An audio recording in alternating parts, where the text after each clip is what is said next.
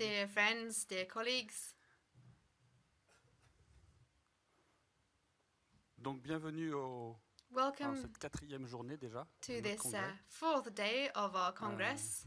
Après le premier jour, l'ouverture. After the first jour, opening day, and on the second day, the questions of knowledge and jour, science, and third day, questions regarding management. On va vers now, la deuxième partie du congrès où on va s'élever un petit peu. The second part of this Congress, where we're going to take a wider perspective. Aussi l'AMP dans le monde. And look at MPAs in the world and in society, what its role is, how the MPA positions itself au monde dans lequel on vit. In the world in which we live. Le thème de la journée, c'est la question de gouvernance. So the question of the day is a question of governance, of partnership, and relationship with other sectors, with industry, with economic sectors. C'est un thème qui nous a paru extrêmement important de mettre en avant which seemed extremely important to us when we prepared the schedule. It was obvious for everyone, and I'm sure, Christophe, you are not going to contradict me on this. It was obvious to everyone that we needed to work on the question of management of MPAs, and that was the topic of yesterday. It was the key topic. We're talking about the management tools which are available to the managers. But then we also felt that we needed a day dedicated to taking a different look at MPAs and taking a wider perspective. C'est bon, excuse-moi. Oui, François, exactement. Yes, je crois que l'idée, depuis le départ, c'était que ce congrès ne soit pas simplement le congrès des spécialistes. C'est-à-dire que l'esprit, c'était d'ouvrir la question des aires marines protégées à la société en général. Open out the question of MPAs to society at large and try to obtain the support of society and of civil society together with our economic partners, what we call the world of the blue economy, which has an impact on the oceans, and we need to enter into a relationship with this economic world in order to make them understand the importance of MPAs. So this is also linked to governance. The idea is that there should be a partnership in governance of MPAs. I think that's the spirit, François. Yes, absolutely, that's what we wanted, and I think it's fairly innovative. We don't want to have just an impact on the shape of things, but also on the actual foundation of them. And we need to get our head out of the water. Initially, we were, in the first few days, looking very much sort of inside the water at knowledge and science and so on. And now we've sort of taken a zoomed out picture and looking at society. We're also going to change the shape of the debate. We're not going to give you a general introduction at length. We are going to go straight to the heart of the matter with our panelists, who are each, according to their approach and their expertise and their speciality, are going to give us a few guiding lines and key points on the topics which we're going to debate today. And that can give you some ideas about what you're going to do today. In any case, and I'm sure that you are quite aware of this already. I would say that the first approach of our day is the question of governance of MPAs. An MPA needs to be managed, but this management requires elements of governance. What are the elements of governance which we need to discuss? How does the participation of stakeholders roll out? I think that's quite a basic question, but we need to discuss it. Yes, it's a new paradigm. I think the question of management has totally changed. When you look at the first MPAs which were created across the world, they were based on a very state-based and authoritarian principle. But we see that the most recent management tools are very open to society, open to participation, very much in a spirit of multi-layered governance from local to international. And then we will come back to the question of regional governance later today. On these questions of participation, I will hand over to Jean-Luc, who is going to tell us what he does and tell us about his approach to participation and what the key points are that we need to go into detail about today. So one of the most interesting things in this meeting so far has been the issue of resilience. So resilience in an ecological sense is something that is becoming more and more of a paradigm for researchers to understand how coral reefs are resilient and how temperate ecosystems are resilient. Well, that can be transferred to the governance arrangements around MPAs. So we have to understand when governance issues are working and when they are not working, and what are the drivers that are making them work. So our session today is looking at various examples of very top-down legislative-driven protected areas, such as European marine sites, perhaps, in Europe. Whereas there might be many more examples of community-driven MPAs. We have examples from the Arctic, and we have examples from the South Pacific. But the key thing for managers and for governments is to understand what makes them work in perpetuity, be it financial, or be it social, or be it the structures of government around those MPAs.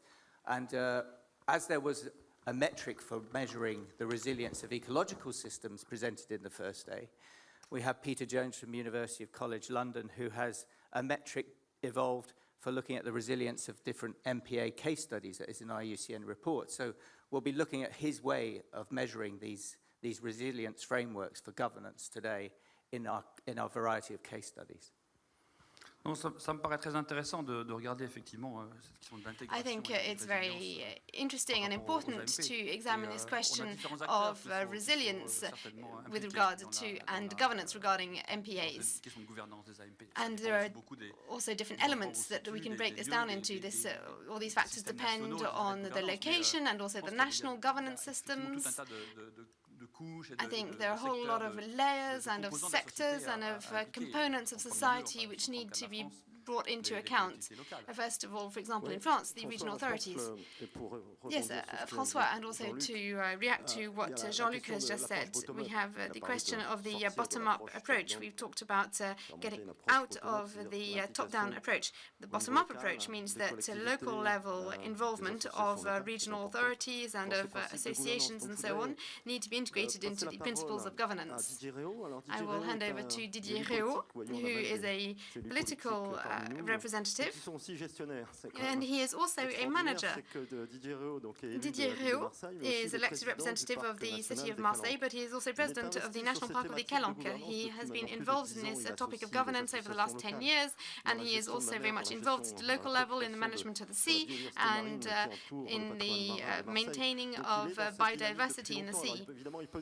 And so he can talk to us about his experience, which could be quite interesting because he is a very young president of the National Park of the Calanques, which could give us an interesting viewpoint, i.e. how one can increasingly get local populations involved in the life of the park and how we can get representative associations involved, including in sport and leisure activities and tourist activities. And of course, because we're talking about an international body, we could perhaps try to look at a framework which could be applied to all MPAs which are quite close to large countries, because Marseille, for example, is 2 million inhabitants, 2 million inhabitants who more or less who live within the area of the marine park. So if we don't involve them in the management of the park, then of course it won't work. So Didier, thank you, Christophe, for everything that you have just said. The city of Marseille is indeed involved in the management of nature spaces, which have been invested in quite seriously over the last 20 years. Le sujet par des petites expériences au départ. We have started our studies based on small-scale experiences. And so we got those people who are interested in the subject involved first. So, for example, the creation of artificial coral reefs in the Bay of Marseille, about 400 or 500 meters away from the beaches. Of course, it's not a small affair because we needed to involve all of the stakeholders of the sea, especially the local fishermen, family fishermen, and also the leisure fishermen, and also the divers, and all those people who are involved in leisure work activities on the sea. Dans quelques années, Ça a duré 5-6 ans It de lasted négociation, de concertation, 5 or 6 years de of prise en compte negotiation, des of consultation, avis des uns et of des discussion, autres, taking et into notamment account different d'associations opinions, des pêcheurs qui étaient les plus and concernés, of puisqu'on involving the instaurait fishermen une who were interdiction de the pêche sur ces récifs most artificiels. involved, because of Donc, course il a we fallu leur faire implemented comprendre a aussi le prohibited bénéfice fishing qu'on pouvait area retirer around these artificial reefs. de ces récifs And we had to explain artificiels, and convince notamment celui them d'avoir la of the production très advantages proche de leur of these lieu coral de reefs, for résidence, example, et surtout of un essaimage a qui sera increasing fait dans les années qui proliferation viennent. of fish Et ça, ils near l'ont bien to where they compris, et live, ils l'ont and compris à benefits to tel be point reaped in the years que to come. maintenant, And actually they ceux qui took this on revendiquent board to the extent d'avoir that une idée they en are premier. now Donc on est vraiment sur claiming une that gestion, they had the mais idea first. c'est un travail au point de croix en dentelle. Of course, it was a very si on prend l'exemple detailed du Parc national, je and crois que les tricky États, et work that notamment we had l'État, to do in la France, negotiation and so a on, and dû involvement. changer son mode de On a réflexion, state son level, mode de France fonctionnement pour had créer le to Parc national change des Calanques. its On way of fonctionnait thinking in avec order une to create loi the National très Park of the centralisée Calanques. de We used to 1960, work qui a été modifiée en with 2006, a framework, justement legal framework pour dating back to the associer 1960s, which les was élus very locaux rigid. But we had très to break away fortement from dans le that, conseil first of all, to be able Ensuite, to get les a strong usagers, participation of et locals puis, in the les management forces board. économiques, And les then we had forces to take touristiques, into account et tous the ceux qui economic avaient and un intérêt tourist à travailler, forces à and vivre, à pressures, s'étendre sur ces and lieux. to take Et into account all aujourd'hui, le those Parc national people des who Calanques est le use this premier area. parc, And je today, dirais, the de cette National Park of the nouvelle Calanques gouvernance is the qui first fait que les park acteurs which locaux benefits sont from this associés new à la form of gestion governance, which means des that espaces local naturels people are terrestres, bien entendu, mais involved aussi in marins. Et the donc, management both of the comment ça se land passe part of the park and of Moi, the on a marine part l'habitude of it.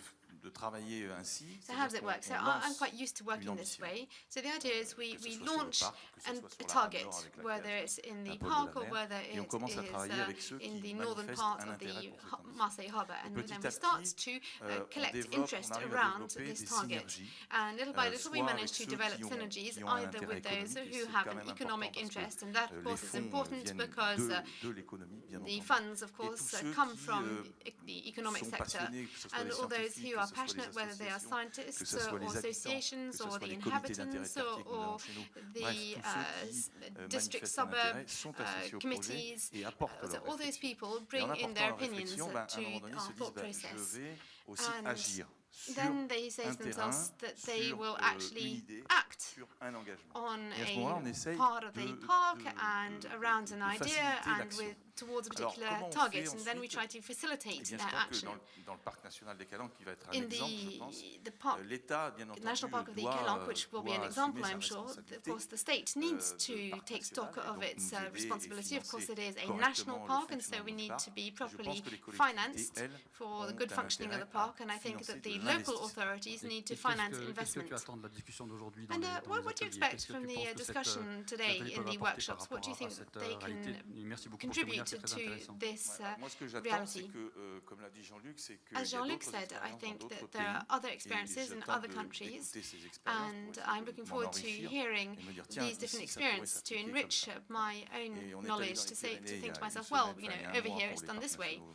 A month ago, we went to the Seychelles for the meeting of the National Parks of France, and they'd created a system for evacuation of waste waters for refuge, and there was, of course, an association that was treated for that. Of course, we are also concerned by that in the Parc National des Calanques. In fact, there will be a specific workshop organized by the Convention on Biological Diversity, which in 2012, during the Congress of the different parties, decided to link the local populations into the reaching Aichi Target 11. And so it's quite encouraging to think that this world target can be reached thanks in part to the involvement of local populations. I also think that with the law of 2006 in France, the local authorities are now able to be leaders, i.e. they can initiate the creation and to initiate the management and to attract all those who can be helpful, and in fact that was the case for the Calanques. So of course all countries do not have a decentralized system, but there is progress towards gradual transfer of competencies towards local authorities, and we're seeing that on a world level. And for example, in Africa, we have seen community MPAs which are being implemented, and then it is the state which adjusts its regulation according to local initiatives, and that is quite extraordinary.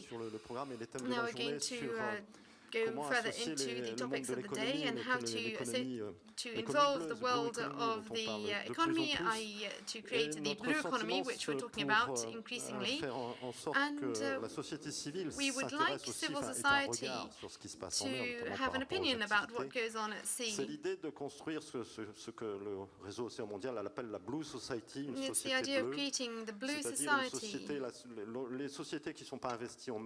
So the society which is not necessarily already present on the sea should start to take an interest in the sea and should take an interest in its preservation and conservation, because the sea is the future of the planet. So how to build this blue society which can support the blue economy and which is of course not going to be a counterforce, because we're not going to oppose the blue economy and blue society, but rather to bring them into the picture so that they can start to consider the question of marine ecosystems. Yes, I think it's very important to have a vision of blue society.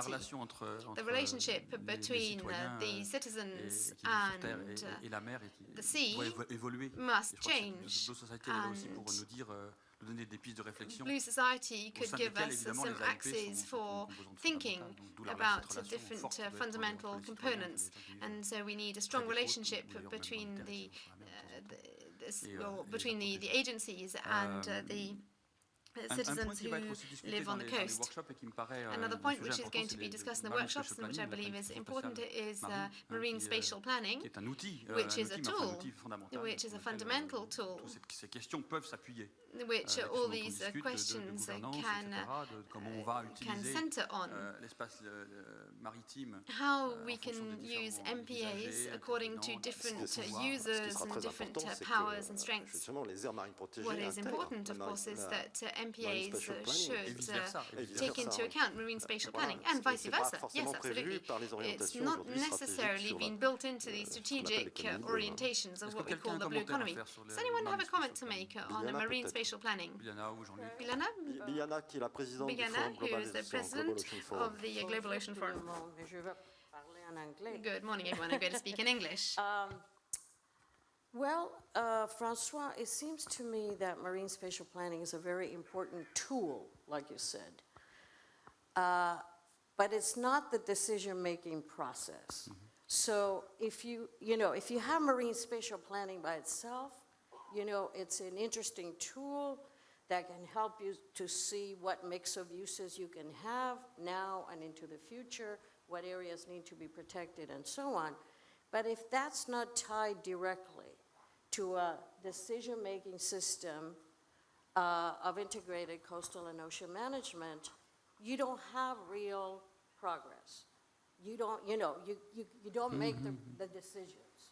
So MSP is great. It's being utilized increasingly all over the world, certainly in Europe and Asia, in the United States.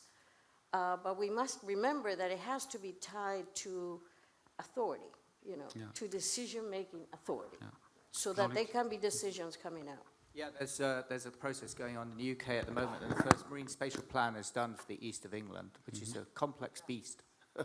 It's a difficult job because, and then when one is trying to integrate marine protected areas into that process, which is what has happened first, it becomes somewhat difficult for then the economic sectors to view this unless it's done very transparently. So it's a challenge, but it's something that is logical. We have a Marine Act now that actually has that as one of the deliverable mechanisms in that Act. But that Act also has the ability for the Secretary of State to designate marine protected areas. So I think that was good that we had those two systems at the same time. So it was recognized as equal importance. So the sustainability of the marine estate is providing the nuts and bolts for economic development at the same time. That was key to the success of that Act. I think we have a couple of, yes, please, Biliana. This point about the economic sectors and marine spatial planning, you know, I think it's very important to involve them from the beginning. And for example, in Europe, I think from the beginning, the industries were involved, like in Northern Europe, Germany, North Sea, so that they saw it as useful to them, and useful to them in terms of, for example, creating offshore wind facilities, you know, while protecting some areas and so on. In the United States, unfortunately, the industries are looking at MSP as a threat. So it's going slowly, you know, it's encountering trouble because it's not seen as a kind of a neutral mechanism to look at what areas need protection, you know, what areas can be used for what, and how do we harmonize the uses, you know. So there is a couple of workshops today. There is a couple of workshops on MSP, and I think it will be interesting to participate because one is led by John Day from Australia and Bud Eller, who has been doing a great job on MSP, and the other one is led by the DG Maria of the European Commission. And I think there's a different perspective to MSP, and it will be really interesting to follow those workshops. In fact, MSP cannot be only a national issue. It should be shared with other countries when seas are shared by two different countries. So I think... Serge, you wanted to say something? Question of scale also. Just use this one. No, just a small comment from an incompetent person in marine spatial planning, and that is that the feeling I have had of that field and integrated coastal area management, etc., before was that they were established to reduce conflict. And the real problem is resource allocation, not conflict. And if you don't have a mechanism that makes decision, and you were suggesting, in regard of the allocation of resources, instead of just planning and coordinating and avoiding conflict, those things are not going to work better than ICAM worked in the past. Merci Serge. Pour revenir à notre programme, il y a un autre sujet qui me paraît intéressant dans le programme et qu'il faudra suivre, c'est la question de communiquer. Comment on peut communiquer correctement l'AMP dans la société. How we can talk successfully about MPAs within society. Qu'on regarde ça de près et parce que it's a question which we need to look at closely because if we want MPAs to have a place which will be understood by people, we need to make a lot of effort in terms of communication. This has been badly understood in the past.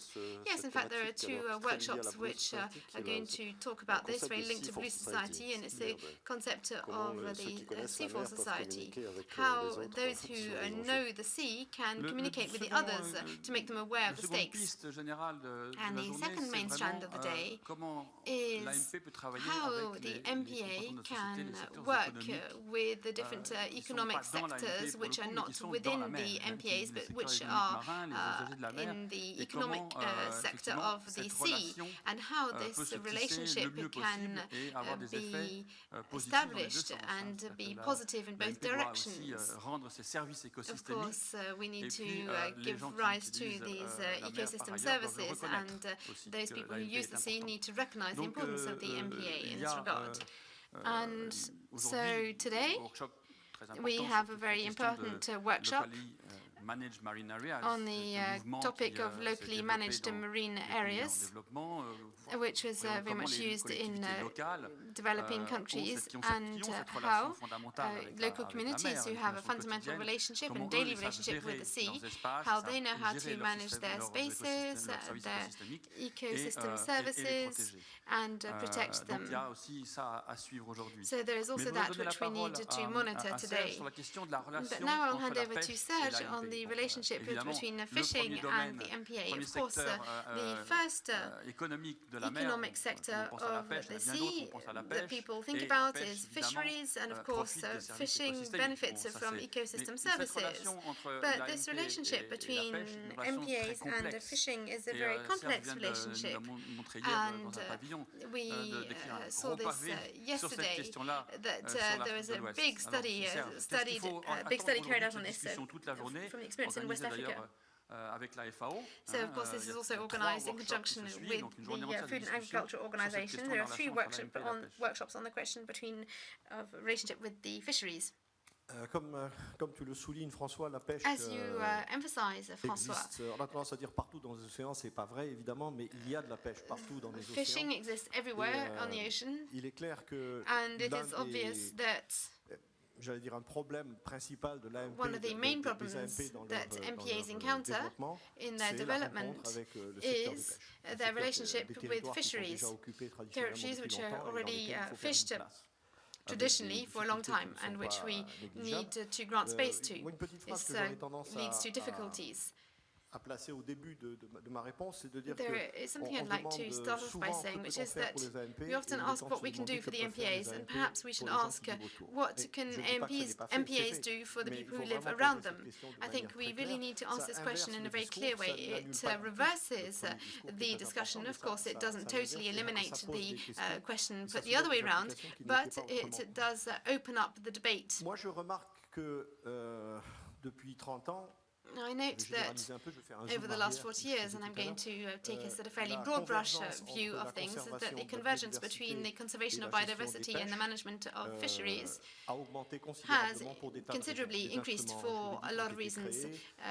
Legal instruments have been created, general principles of good governance and of spatial integration have been adopted in both areas of governance. And so we have a very favourable ground in terms of the legislative framework for management of fisheries, and MPAs are critical areas for this integration, and therefore they deserve a particular importance. They are a region for encounters, which can be either a region for battles or a zone for collaboration. It all depends on how it's presented. I think that what is important is that when we come to the MPA and the management of fisheries, the simple fact of talking about their integration demonstrates that convergence has gone quite a long way. But we are coming to the point where the heart of each of the two systems is in contact with the other one. The main and principle of conservation and the main and fundamental principle of fisheries is that they should be in direct heart-to-heart contact. So we shouldn't be astonished that this should create tensions, but we mustn't ignore them, but try to resolve them as best as possible. So, Serge, I would like to ask you more specifically about this. You talk about tensions, but should there not be an interest in common between the world of conservation and the world of fishery, especially in terms of compared to other sectors like offshore wind and gravel extraction and oil industries and so on? Is there not an interest in common between the world of fisheries and the world of conservation, especially regarding MPAs? I feel that the tension should not be today between the world of fishing but in the world of conservation. If there's tension, it's more about the different usages of the sea within an integrated principle. I'd have thought that the world of fisheries and the world of conservation should join forces to conserve ecosystems and for the fishery stocks and for biodiversity. Yes, of course, when I'm talking about tensions, I'm not talking about the theories and books, but the tensions exist and no one can deny them. That when you go out in the field, you cannot ignore them. Sometimes they are nihilistic tensions, people saying that we mustn't have AMPs, or sometimes people saying who's going to take the decisions, who's going to create them, am I going to have to do an extra 3 kilometers with my fishing boat, what am I going to do for my fishing in the winter and so on, and these tensions are real. Jean-Luc. One of the experiences I've got out of this conference and from my own personal experience in the UK is there tends to be a greater opportunity to integrate conservation consciousness with local fishing communities as opposed to satellite and mobile fishing communities and migratory fishing communities. We have much greater success in the UK with local regulation at the local level with what we call inshore fisheries and conservation agencies. So there is an authority now which is doing conservation and fisheries at the local level, and it works very well with local fishers. But the satellite fishermen are the ones that are maybe more resistant to controls, the scallop dredgers, the beam trawlers, the guys that are in big fleets further offshore that need to migrate to different grounds. They tend to be more resistant to these issues. And also, I agree with your point that fishermen are natural conservationists because they need the marine estate to be providing for them. much more so philosophically than perhaps industry that looks at aggregates as an extractive device, and oil and gas and ports and harbours and shipping. So I know that we are coalesced with the fishing community in the Falmouth area where there is a port development that might destroy their livelihood, the conservation sector and the fishing sector. So these coalitions can occur in the right circumstances, and then you could move forwards. And I think education, as we were talking about earlier, and communication and science is allowing those communications, particularly with inshore fishermen and local fishermen, to occur and drive forward the debate in a much more progressive way. Charlotte, du point de vue du GEF, Charlotte, from the point of view of the GEF, I'm sure it's a very interesting question, how we integrate fisheries. Is it working? Oui, effectivement, je voulais rebondir sur Yes, sur indeed, and I l'intervention de Serge wanted et to Jean-Luc. Je pense que respond to Serge and Jean-Luc's le GEF, qui est un organisme, words. The GEF, which is a fund for financing the preservation of biodiversity, has very clearly taken this new angle of approach, and now no longer wishes to only finance the development or implementation of MPAs or networks of MPAs, but there's a realization that we're not going to reach our targets if there is not a better involvement of different sectors, especially that of fisheries. And so the GEF goes a little further and no longer funds only the implementation of conservation tools or MPAs, but in the future wishes to secure and to strengthen the possibilities of economic and social development of different sectors, especially that of fisheries, in the regions around or surrounding MPAs. So it's very much a win-win situation where the world of conservation works to improve the status of biodiversity and also to improve the social and economic situations of the communities who live around these MPAs. And regarding the large-scale initiatives, I think we also need to present the Global Partnership Foundation. In fact, this allows us to make a link with the topic which we're going to talk about today from a sort of transdisciplinary way. It's a question of financing MPAs. Oui, le partenariat pour l'océan mondial the World Ocean Partnership Foundation was launched in Singapore 2 years ago by the World Bank. The idea was to bring together funds with the different states contributing to this fund to launch a large action plan with several components, of which fisheries and fighting against pollution in the sea, but also addressing the question of habitat conservation. So there will be a workshop today, this afternoon. It will be presented by the Nature Conservancy with the presence of Paolo Empati, who is from the World Bank. There will be a workshop to present this initiative and say where we are at. And of course, the important question is what kind of recommendation to make to the World Bank in order to make the Aichi Target 11 a part of their global action plan. So that was a piece of information I wanted to give you, and it also allows us to make a link with the question of governance and finance. And perhaps also because this will be a fairly multidisciplinary question if we talk about the high seas issue. I would like to ask to Biliana because Biliana, you as president of the Global Ocean Forum, you are following the progress made by the United Nations on the ocean issues. So from Rio, from the Earth Summit, you were at all the important international summits. I would like what are the progress made, but also defining what is the next vision for the UN and for at the global level. What the institutional level should look on the conservation of the ocean and the protection through the MPAs tool at the global level, according to the Aichi target, which has been supported by the United Nations at the last Rio +20 summit. Please, Biliana. So particularly focused on the ICs issue and MPAs in the ICs, in the ICs, please. And we have a number of important panels today and tomorrow on that issue. So just to give you a little bit of context, well, you know, in 1992, in the Earth Summit, you know, we all agreed to an integrated ecosystem approach to oceans, to ocean governance. And in the last 20 years, I think we have made very significant strides at national and regional levels on this. And we have a lot of experience and good lessons learned. But now we have to deepen that effort, support it further, you know, and scale it up in many cases. But now we must also be focusing very special attention on areas beyond national jurisdiction, which you know comprise more than 60% of the ocean, where there are very serious threats to biodiversity, where there are many existing uses like fisheries and cables and marine transportation and so on, as well as emerging uses like, for example, offshore oil further offshore, offshore aquaculture, possible carbon capture and storage, and so on.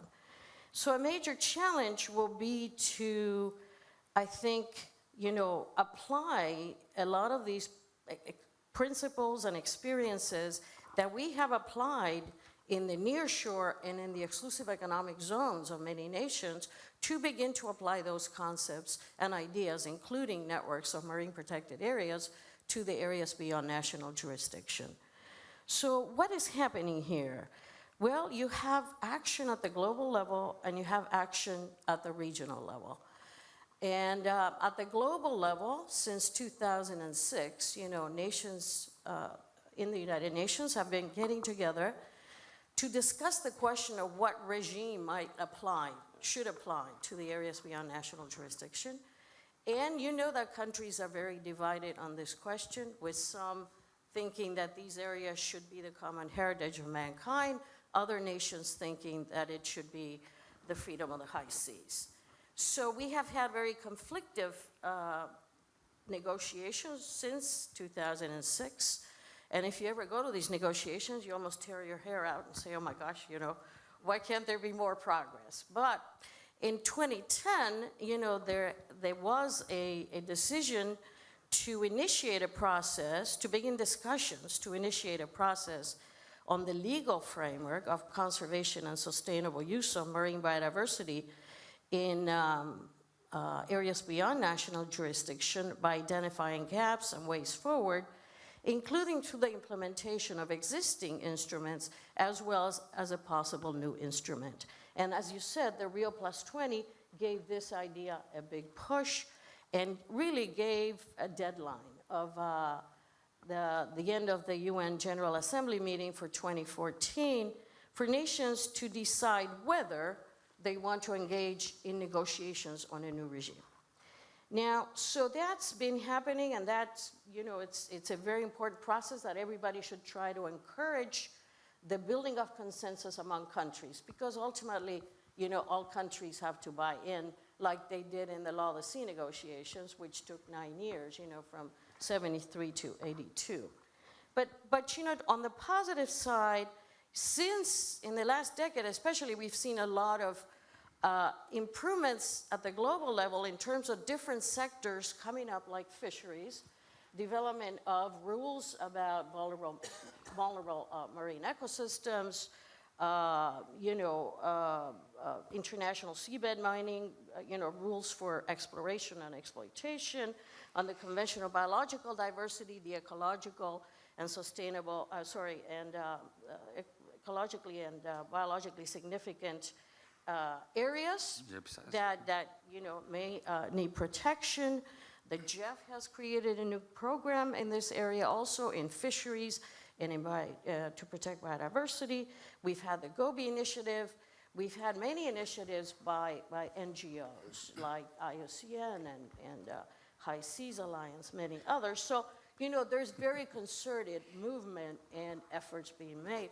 Now, at the regional level, too, you know, we see a lot of adaptation where the countries and regional authorities are finding that they have to you know, solve conflicts, you know, conserve new areas, et cetera. So we have, for example, OSPAR creating yeah, I'm going too long. Okay. I'm going, yeah, but us by creating, So, you know, it seems to me that even though the situation is, you know, one where you have division among countries, that there are very good tangible efforts that have been made in the last several years to move the situation forward. So now I want to note that today we have some exciting discussions, I think, on this. We have first of all, at 10 o'clock, we have a capacity development in ABNJ. That's the workshop, you know, workshop where, you know, this is a new area, so, you know, the decision makers at the national and regional level really need to evolve their capacity on these issues. Then we have, at 11:45, we have a discussion on a network of high seas MPAs by Greenpeace. And then in the afternoon, governance of the high seas legal issues and regulations. And then tomorrow, we have two panels back-to-back on regional approaches to MPAs in the ABNJ. So I think by the end of these 2 days, we'll have a very tangible results. And I want to note some of the excellent papers that IDRI has prepared for this conference on this. And also we prepared a small paper that's available to everybody on, you know, kind of detailing the recent progress, the tangible progress that we've seen in this area. Okay, so, thank you, Biliana. Thank you for doing your job because you present the program. You should do it. So now we have to finish, but there is an important question which will be addressed to Charlotte. I will do it in French. Charlotte, le GEF est en transition. Le GEF est en transition, un programme de financement qui se termine, un programme de financement of financing which is coming to an end and a new one about to start. And what are you expecting from the discussions of today, and how could these discussions influence or perhaps reorientate the strategic financing plans of the GEF, especially with regards to the IG 11 target? Gosh, I'm sorry, we've got 5 minutes left. François. Je m'en excuse auprès de Charlotte. So please forgive me, Charlotte. C'est toi qui vas conclure. Anyway, you're the one who's going to conclude. Oui, effectivement, le GEF est en train de réviser sa stratégie pour les 4 strategy for the next 4 years. Et donc, nous sommes bien sûr en discussion we are, of course, engaging in discussions on defining priorities and deciding where strategically the GEF needs to position itself.